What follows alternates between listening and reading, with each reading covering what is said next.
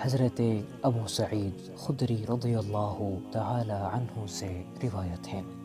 کہ نبی کریم صلی اللہ علیہ وسلم نے فرمایا، بے شک دنیا شیریں اور شاداب سرسبز ہے، اللہ تعالیٰ اس میں تمہیں جانشین بنانے والا ہے، بس وہ دیکھے گا کہ تم کیسے کام کرتے ہو۔ بس اگر تم کامیاب ہونا چاہتے ہو تو دنیا کے دھوکے سے بچو اور عورتوں کے فتنے میں مبتلا ہونے سے بچو،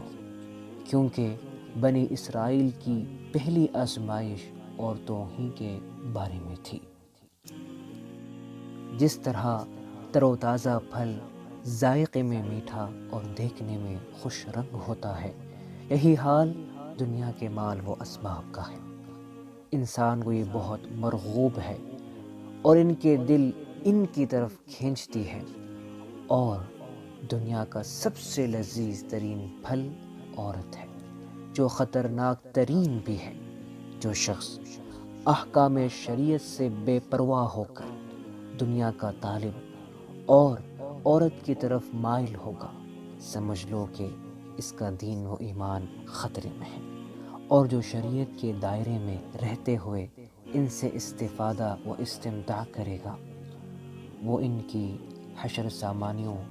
اور غارت گری سے محفوظ رہے گا۔